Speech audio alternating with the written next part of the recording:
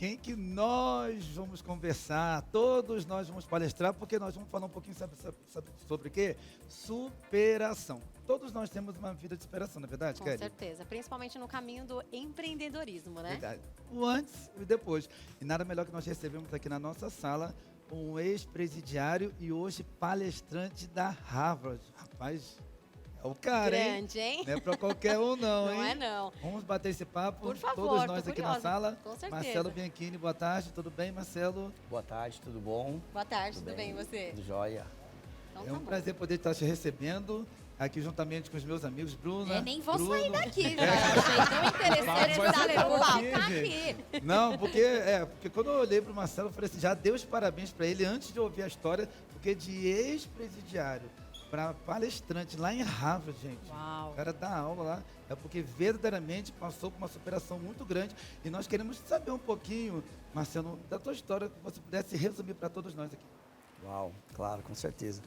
Bom, primeiramente, é um prazer poder estar aqui, poder contribuir um pouquinho da minha história, da minha jornada como empreendedor, como mentor, como palestrante. E é isso mesmo, eu sou o primeiro e único ex-presidiário a se tornar um palestrante em Harvard. Uau, do mundo todo, Marcelo? No mundo todo. Meu Deus, e como foi pra você isso? No dia que você pisou lá e falou, tô aqui em Harvard, vou palestrar, vou falar. Como é que chegou lá, né? Exatamente. Eu não posso nem dizer que é um sonho, que foi um sonho realizado, porque nem nos meus maiores sonhos eu sonhava que isso pudesse acontecer. Eu venho de uma jornada, de uma história de superação, e em 2019 eu decidi abrir minha história para o mundo, porque eu entendi, alguns mentores me falaram que por muito menos do que eu já havia vivido, muitas pessoas se vitimizavam e que a minha história seria um símbolo de esperança para as pessoas. Foi que tudo começou, nem ser um palestrante, eu também não era um desejo. Após cumprir uma pena de 10 anos por assalto à mão armada, dentro do presídio eu tive uma mudança de mentalidade e consegui desenvolver um mindset de crescimento. Saí em 2014, abri uma empresa, em 5 anos um ex-presidiário se tornou um empresário de sucesso. Uau! E quando eu comecei a abrir essa história para o mundo, eu entendi que não era sobre mim, e sobre o que as pessoas pudessem aprender com aquilo que eu havia vivido. Foi que eu me tornei um palestrante. E aí chegou um ponto que eu decidi que eu queria mandar a minha história além das fronteiras do Brasil e se posicionar como um palestrante internacional. E eu fui atrás dessa possibilidade de que eu pudesse me tornar um palestrante internacional. E eu não encontrei uma oportunidade que eu pudesse me posicionar como um palestrante internacional em algum grande evento, alguma coisa. E como um bom empreendedor, eu falei, bom, se eu tenho esse desejo de mandar a minha história para o mundo, quantos empresários, quantos palestrantes, quantos mentores, quantos coaches, quantos terapeutas que também não têm esse mesmo desejo? E aí foi quando eu criei a maior certificação de palestrante internacional que tem no planeta, que roda os 5 continentes do mundo. Eu já fiz eventos agora, dentro de um ano que nasceu esse projeto meu, fiz evento em Orlando, Portugal, Miami, e agora a próxima edição vai ser Japão em setembro e em dezembro vai ser Angola.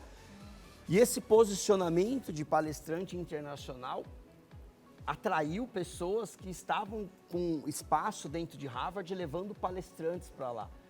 E aí foi quando eu fui convidado e tive a honra de poder palestrar na maior universidade de mais autoridade que tem no mundo. Uau, Gente, muito que lindo. forte, né? Marcelo, só uma observação que eu quero colocar aqui para todos nós que estamos ouvindo a tua história de vida e para quem está nos assistindo. Eu costumo ouvir muito, até mesmo nas igrejas, palestras que eu dou, que muitas mães têm filhos que são presos ou então seus maridos ou então suas esposas estão no presídio e quando eles estão encarcerados, eles recebem palavra de Deus, são transformados no presídio. Aconteceu também com você a mesma coisa, respeitando a tua crença, porque nós não sabemos, aconteceu também contigo a mesma situação nesse prazo de 10 anos dentro do presídio ou não? Olha, Renato, boa pergunta. Muitas pessoas me perguntam isso também. Aconteceu, só que inconsciente, sem eu saber que estava acontecendo. Onde houve a mudança ali mesmo, hoje é muito comum ouvirmos, né, a virada de chave, mas hoje eu sei que hoje eu entendo o que aconteceu. Quando eu estava por volta de 7, 8 anos preso, eu passei por uma situação que eu já havia passado dezenas de vezes, que foi uma blitz do batalhão de choque. E ali eu passei por um forte impacto emocional, por uma situação realmente mesmo humilhante. E ali foi quando que doeu na alma. Ali foi quando eu entendi que eu havia fracassado na minha vida. Que eu estava no fundo do poço. Mas é no fundo do poço que você desenvolve habilidades e competências internas que você jamais desenvolveria no topo. Verdade. E foi ali que algo sobrenatural aconteceu dentro de mim, que só hoje, alguns anos depois, que eu vim entender. Eu não acredito em sorte. Eu acredito no Espírito Santo agindo dentro do meu coração. Hoje eu sou cristão, hoje eu sou batizado, sou cristão, mas na ocasião não. Mas hoje eu tenho certeza que foi o Espírito Santo que me tirou das trevas e me trouxe para a luz. Porque, né, meus amigos aqui estão nos ouvindo, há uma transformação muito grande, porque muitas mães, isso eu ouço direto nas igrejas, muitas mães ficam ali orando, clamando pela libertação do seu marido ou da sua esposa, ou então do seu filho, pedindo para Deus tirar o filho daquela situação. Não que ele venha a ser liberto do presídio, mas venha a ser liberto interiormente e também do cárcere. E é isso que nós gostaríamos de ouvir da sua parte, como é que foi essa transformação.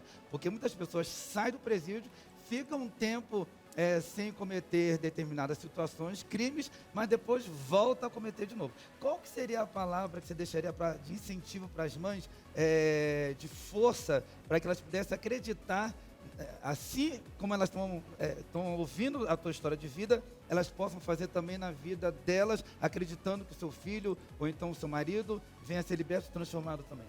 Qual que foi o incentivo, além de você receber o Espírito Santo? Porque tem pessoas que recebem, mas continuam nas práticas. O que aconteceu contigo que foi tão transformador que você ficou firme com Jesus? Realmente, Renato, 98% da população carcerária, ela sai pior do que ela entra. Existem muitos casos, muitas pessoas que entram, às vezes, por um roubo de carteira de celular e saem líderes de quadrilhas. Sim. Isso é muito comum e a estatística também de reclusos que já passaram pelo sistema prisional, retornar é muito grande.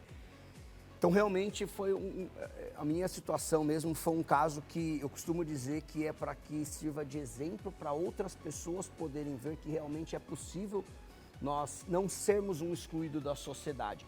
Mas respondendo a sua pergunta, primeiramente, para tudo acontecer na vida, a pessoa precisa querer. Só que para a pessoa querer, ela precisa entender e ter certeza que existem hipóteses e possibilidades de que ela possa viver uma outra vida. Porque eu nasci dentro do crime, o meu pai era criminoso também, então eu convivi nesse meio desde quando que eu nasci, desde a minha infância, por conta disso. Hoje eu, como um hipnoterapeuta, um treinador comportamental, eu entendo como é formada a nossa programação mental. Então eu cresci nesse meio, então a influência que eu tive interna foi por conta dos meus pais.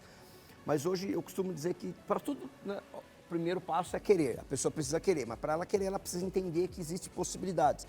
E a maior crença que tem um criminoso, que tem um presidiário, que tem uma pessoa, às vezes, que não é criminoso, mas que cresce numa periferia, numa comunidade, é entender que para ela realmente é um excluído da sociedade, que não existe possibilidades, não existe hipótese de ela poder ter uma diferenciação na vida. A pessoa não acredita, ela acredita, é tipo a síndrome de Gabriela, né? Eu nasci assim, eu sou assim, eu vou morrer assim. Muitos se vitimizam também, né? E muitos se vitimizam, por isso que hoje eu lidero o movimento anti-vitimismo, para poder mostrar para pessoas que sim, é possível, desde que ela se permita a novas possibilidades. Porque o criminoso em si, ele acredita que ele nasceu para roubar, ele nasceu para traficar e que ele não vai ter outro caminho. Desde que você sente ali no banquinho de aluno, estude, aprende, desenvolva habilidades e competências. Eu não sabia como que ia ser a minha jornada, mas eu tinha um desejo ardente de mudança aqui dentro. Porque aquela situação que eu convivia me incomodou na situação da blitz do batalhão de choque, aquela humilhação que eu vivia ali, eu tomei uma decisão. Como é que é? Essa blitz foi dentro do presídio? Foi dentro do presídio. Como é que é feito? Bom, para ficar mais claro, né? O que é uma blitz do batalhão de choque? Essa ocasião, já havia passado dezenas de vezes, mas nessa ocasião realmente foi algo sobrenatural. Em plena segunda-feira, quando o preso está um pouco mais vulnerável por ter sido um dia pós-visita, Às 4h30 da manhã, os policiais do batalhão de choque começam a cercar os presídios e jogar bombas de efeito moral, gás de pimenta, fumaça, e começa a causar aquele pânico no presídio. E quando você acorda, que você olha para a grade, já está ali 4, 5, 6 policiais do batalhão de choque, aquele corredor. Na sua cela, eles abrem, te fazem uma revista que basicamente te vira do avesso, joga detergente no chão, e ali você passa por esse corredor. Nesse momento, no meu caso, um preso escorregou na minha frente, eu tropecei em cima dele, tomei 2 tiros de bala de borracha nas costas, algumas cacetadas na costela, na cabeça, e quando eu cheguei no final do pátio, que eu sentei ali naquele momento, eu estava sobre um forte impacto emocional. A impressão que eu tinha era que eu ia ter um ataque cardíaco, um sentimento de humilhação, de impotência muito forte na minha vida. Eu já havia passado algumas vezes por isso, mas aquele dia realmente o sobrenatural aconteceu na minha vida. E ali eu tive certeza que eu havia fracassado na minha vida. E você estar num sentimento de impotência na sua vida é a pior coisa que pode ter. Você só pode olhar para o chão. Se eu olhar para o lado, um Rottweiler morde a minha cara, eu tomo um tiro de bala de borracha nas costas, na cabeça. E ali naquele momento algo muito forte me incomodou aqui dentro. E ali eu tomei uma única decisão, que eu não merecia aquilo. Que eu nunca mais iria passar por uma situação daquela. Você determinou? Determinei. Ali eu, de fato, eu jurei para mim mesmo. Eu tomei uma única decisão. Uma decisão que mudou toda a história da minha vida e a história da vida da minha família. Porque é muito comum as pessoas tomarem decisões externas. As pessoas querem status, fama, uma empresa faturando alguns milhões, 1 milhão de seguidor, uma família linda, maravilhosa. Já era casado? Não, Nessa época, na ocasião não. Só que a verdadeira mudança, a decisão que nós podemos tomar, que muda de fato a nossa vida, ela é interna. Se nós não tomamos decisões internas, nós não mudamos nada nem ninguém, porque tudo é externo, a mudança ela acontece aqui dentro. E foi ali sentado numa blitz do batalhão de choque, naquele presídio, que eu decidi uma única coisa. Eu decidi que eu iria ser uma pessoa de valor dali para frente. Que eu iria viver de acordo com os meus valores e ser fiel a eles. Foi isso que eu pedi para Deus. Que eu fosse uma pessoa de valor dali para frente. Alguns anos se passaram, exatamente no dia 21 de abril de 2014, eu conquistei a tão sonhada liberdade e saí de cabeça erguida sem dever satisfação para a justiça. Uau. Olha, Que bom, né? superação mesmo. E a Uau. gente sabe que, assim, por tudo que você passou, você poderia ter escolhido, talvez, vários segmentos para ajudar outras pessoas também a essa questão da superação. Mas por que você foi pelo caminho do palestrante no segmento de empreendedorismo? Na verdade, Kelly, eu não escolhi ser palestrante. Nessa ocasião, eu comprei um caminhão, abri uma transportadora e comecei a fazer frete de caminhões frigoríficos. Eu vivia aquilo, eu acreditava em mim, eu trabalhava de 12 a 14 a 16 horas por dia. Durante 5 anos, um ex-presidiário que era considerado um excluído da sociedade, se tornou um empresário de sucesso com uma frota de mais de 50 caminhões. Uau! Só que tinha algo que me corroía aqui dentro. Eu olhava para o espelho e eu via que faltava um pedaço de mim, porque eu omitia o meu passado. Eu era um empresário, vivia no meio de empresários, só que eu tinha vergonha do meu passado. Eu tinha medo de ser rejeitado. Falar, né? De falar da sua história. E eu escondia aquilo, eu omitia aquilo. Só que eu olhava no espelho e me faltava um pedaço aqui dentro. Era como um câncer que me corroía. E ali naquele momento eu comecei a procurar ajuda. Mentores, terapeutas, coaches. Comecei a me desenvolver. Comecei a ir atrás de um mundo novo, porque a empresa a transportadora não fazia mais sentido para mim. E foi quando que eu tomei coragem, abri minha história, e um mentor falou para mim, cara, você tem obrigação de contar essa história para o mundo, porque não é sobre você, é sobre o outro. Existem milhares de pessoas que se vitimizam por muito menos do que você viveu. A sua história vai ser um símbolo de esperança para essas pessoas. E quando ele falou vitimismo, foi como um soco no estômago, porque minha vida inteira eu me vitimizei. Eu culpava a vida, a pobreza, o desemprego, ocupava Deus, ocupava meus pais por as decisões, as atitudes que eu tinha. Então eu vivi a vida inteira uma vítima, o que eu chamo de síndrome do coitadismo. Eu não assumi as minhas responsabilidades. Quando eu entendi que, através da minha história, eu poderia ajudar vidas, salvar vidas, eu entendi que a mensagem era maior que o mensageiro. E ali eu tomei coragem, uma coragem inabalável, que é o título do meu livro hoje. Comecei a gravar lives, comecei a ser convidado para dar entrevistas, para collabs, reportagens. Daqui a pouco, quando eu me dei conta, eu já estava no palco palestrando. E ali, eu apenas fui. Coloquei o pé, Deus colocou o chão e eu fui. Não importa se eu não tenho o 2º grau completo, se o meu português não era bom, adequado. Se a minha barba está ruim, se o meu cabelo está desarrumado. Mas a mensagem ia impactar muitas vidas e ia poder salvar pessoas do vitimismo. E nesse momento que eu acabei me tornando palestrante, acabei me conectando com esse propósito, vendi a transportadora, abri minha 2ª empresa, Instituto Bianchini. Hoje ele já se estendeu, já tem sede nos Estados Unidos, empresa no Brasil e nos Estados Unidos. E foi onde eu entendi que a minha palavra, a minha mensagem, ela poderia impactar vidas. Só que se eu fosse acompanhado, eu chegaria mais longe. Foi quando nasceu o Congresso Internacional Plano Perfeito, que hoje é a maior certificação de palestrantes internacionais que roda nos 5 continentes do planeta. Do planeta. Nossa, tem Olha. revista também aqui? Isso, Saiu, essa foi, Deixa eu ver aqui. 2022, julho, parece. foi né? a Deixa eu marcar edição. aqui. Eu Edição- gosto de sempre ler um pedacinho de quem vem aqui dos livros. Aí já escolhi o E esses são pedacinho aqui. presentes para vocês aqui do programa, olha tá? aqui. Que legal. E Marcelo, posso tirar uma dúvida? Claro. A partir do momento que você decidiu abrir a sua história, você sentiu um certo preconceito das pessoas não valorizarem o que você estava falando, ou o que você estava querendo mostrar ali, Sim. por de fato conhecerem o seu passado? Sim, Bruno, muito. Não só senti, como até hoje em dia sinto também.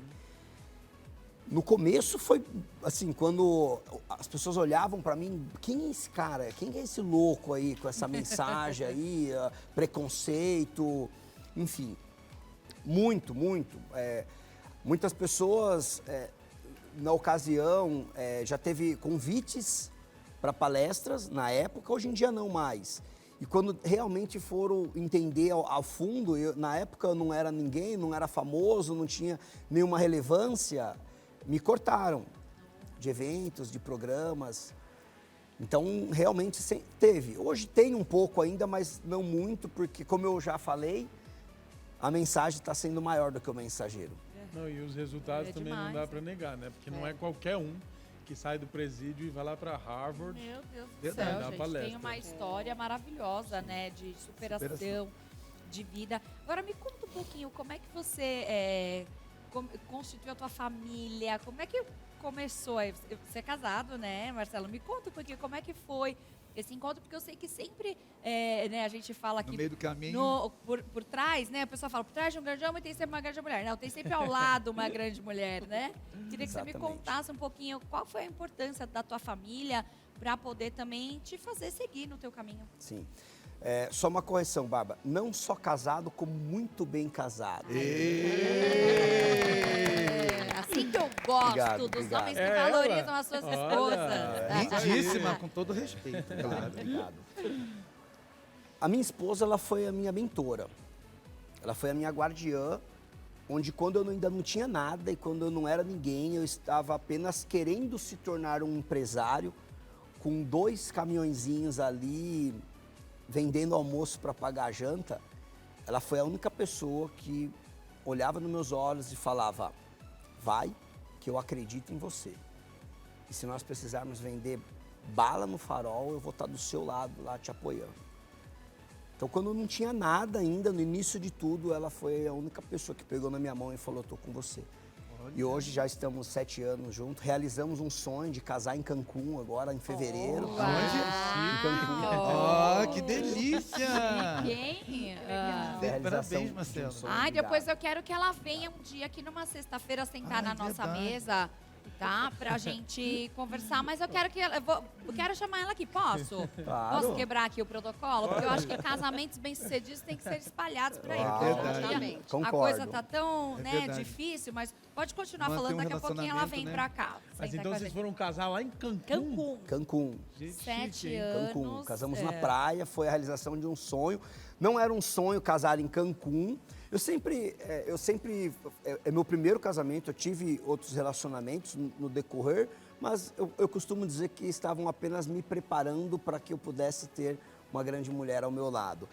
Eu sempre tive um sonho de uma cerimônia fantástica, aquela coisa inesquecível, porque eu já decidi desde criança que era uma única vez que eu iria me casar com uma única mulher.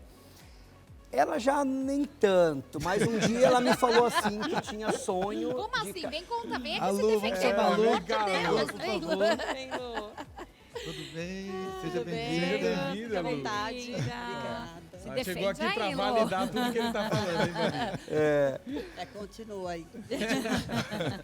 Assim, eu digo que eu que tinha assim aquela expectativa de uma cerimônia fantástica, ela já nem tanto, queria algo mais simples, assim, não, amor, não precisa de tanta coisa assim. Aí um dia do nada, eu já havia pensado em casar na praia, um dia do nada eu falei, amor, mas fala a verdade, qual que seria o seu maior sonho no casamento? Ah, na praia. Falei, pronto, então vamos casar na praia. Aí pesquisamos em Gosta, né, de Cancún. Nossa, Mas cada não é na praia Praia lindo. Grande nem em Muravaí. É lá em Cancún. Nem Long Beach, não. E aí foi que aconteceu. Agora me conta um pouquinho, como é que foi pra você quando você soube da história do Marcelo? Como é que foi? Olha, no começo, quando ele me contou, quando a gente se conhecemos, para mim era tudo muito novo, né? Mas aí eu já estava apaixonadinha. E aí resolvi dar uma chance e cuidar dele, que ele precisava muito de alguém, né? Então eu estava ali porque Deus me mandou para cuidar dele. Amém. E foi tudo muito fácil. Que legal. Mas houve Bom, assim, né? como o Bruno havia falado do preconceito a respeito do Marcelo, houve também algum preconceito quando alguém da família soube do histórico de vida do Marcelo? Preconceito de família não, até Não, porque né? eu nunca morei com família. Eu saí de Ah, casa tá. muito cedo. Aham. Então não tenho vínculo com família. Sim, Então para mim foi mais fácil. tranquilo. Assim. Tranquilo. entendi. É porque às vezes por muito Quando é pra menos ser, as né? famílias têm preconceito. Não, Por com certeza. muito menos. Quando é pra ser, quando tem Quando é o, pra ser, o destino traçado, quando Deus prepara, Ele prepara tudo, né? É Então é verdade. algo muito fantástico, né? é verdade. Agora, Marcelo, é interessante. Você veio do presídio, tem essa história de superação lindíssima, maravilhosa. Voltando ainda àquele assunto que eu falei no começo lá, das pessoas que são transformadas, porque tem muitos presídios que tem igreja dentro dos presídios. Você já pensou alguma vez de levar a palavra? Eu não sei se você tem essa oportunidade de ir, levar uma palavra de incentivo, de transformação dentro dos presídios também? Porque eu acredito que muitas pessoas vão ser tremendamente impactadas mediante tua história de vida. Porque você não é qualquer pessoa hoje. Sim, é pensou nisso? interessante você falar nisso, porque nós estamos exatamente em uma fase assim. Já há algum tempo atrás, me surgiu alguns convites. Quando chegou o primeiro convite, eu falei, uau, que incrível isso, poder eu saí daqui, Sim. cheguei aqui, Aham. poder ter a oportunidade De de voltar. voltar aqui para realmente mostrar para essas Mostrar. pessoas que é possível, Sim. que existe meios, caminhos De algo que aconteceu com você. de algo que aconteceu comigo, Sim. de algo que eu vivi. Porque eu entendo o que eles passam, Sim. eu sei falar a língua deles, eu 10 sei anos, né? qual a necessidade, perspectiva a que necessidade. eles têm, ou sendo melhor, a não ter perspectiva de melhora de vida. Sim. E quando chegou os primeiros convites, algum tempo atrás, eu resisti por um bom tempo, eu fiquei refletindo muito sobre isso, mas eu orei e comecei a entregar nas orações na mão de Deus. E recentemente veio a resposta, sim, que de fato que Deus iria me colocar em lugares da onde que eu saí para poder resgatar vidas e almas muito piores do que a que eu já havia sido. Sim. E está no processo, não dando nenhum spoiler aqui, mas Mas está tá no no processo, caminho. está no caminho, tem alguns convites já. Ah, Por legal. alguns presídios de segurança máxima aqui em São Ah, Paulo, legal. no Mato Grosso. Ótimo. E estamos vendo a melhor possibilidade, até mesmo para ir como uma missão mesmo. Sim. Porque o que eu sinto muito, Renato, eles se conectam com a minha história porque eu vim de onde eles vieram. Pode ser que eles olham muitas histórias de muitos empreendedores, MCs, jogadores de futebol, mas ele fala, nossa, que bacana, mas eu não tenho esse talento de jogar futebol, de ser um MC, e eles não é a mesma situação. Eles vieram daqui, mas não conviveram a vida que eu vivi. Quando olham para a minha história, eu vejo que eles veem como um símbolo de esperança. Então, completando, a história conecta, mas o que vai salvar e o que irá resgatar de fato é a palavra. É verdade. Ô Marcelo, agora me diz uma coisa. Além da sua história, né, toda essa história antes de você virar um empreendedor, o que você realmente aplica, né, nas suas mentorias? Foi toda a experiência que você teve de quando você saiu do presídio e se tornou um empreendedor? Isso eu aplico no meu livro. O meu livro é para esse público. O meu livro, de fato, Coragem Inabalável, hoje é um best-seller, ele é para esse público, de fato, que está um pouco perdido, não sabe um caminho, não sabe como empreender, não sabe o que estudar, não sabe passos, que no caso foi o que eu fiz no início de tudo. Mas hoje meu posicionamento como mentor de construção de autoridade e certificação de palestrante internacional é para aquela pessoa que tem uma mensagem, assim como eu tenho, como eu tive, e quer se posicionar como um palestrante, sabe que pode contribuir através da sua palestra, das suas experiências, da sua superação, talvez habilidades, competências, aquela pessoa que quer dar uma mentoria, um curso, um treinamento, um evento, escrever um livro, se tornar um best-seller. Então hoje, de fato, esse é o meu posicionamento. Eu ajudo pessoas a construírem autoridade, se posicionarem como maior autoridade do seu mercado e ter um posicionamento de palestrante internacional. Muito bom, né? É bem legal. Até o livro aqui, estava dando uma espiadinha, e o prefácio é do JJ, né? Só para começar. Um dos meus né? mentores. Ele é um dos seus mentores? Sim. Fantástico ele. E aí tem uma frase aqui que eu achei muito legal. Tenha clareza do seu propósito de serviço e de ser útil às pessoas por meio da sua profissão ou do seu emprego e não perca tempo se comparando aos outros. Quando você escreveu essa parte aqui, me conta, o que aconteceu? Aconteceu algo para você falar sobre a comparação ou não? É porque é muito comum, Bárbara, hoje, as pessoas olhar para o palco das pessoas e se comparar com os seus bastidores. Verdade. Agora, você imagina se na minha situação, lá em 2014, quando eu conquistei a minha liberdade, saí com uma mão na frente e outra atrás, podemos dizer assim, se eu fosse ficar me comparando a outras pessoas, eu estaria 100 anos-luz atrasado na vida. E eu acreditei que eu poderia se tornar um empresário, um empreendedor. Eu li centenas, se não milhares de livros dentro do presídio. Foi isso que abriu a minha mente, e tem uma frase que eu gosto muito, que é de Albert Einstein, que a mente ela só funciona, ela funciona como um paraquedas, ela funciona quando se abre. E através da leitura, através dos livros, que a minha mente pôde explodir, pôde abrir dentro do presídio, e eu entendi que eu poderia sim se tornar um empresário. E que muitas coisas que eu ouvi, que foram que ninguém iria me dar emprego, eu falei, tá, mas ninguém precisa me dar emprego. Eu tenho capacidade de gerar emprego para as pessoas.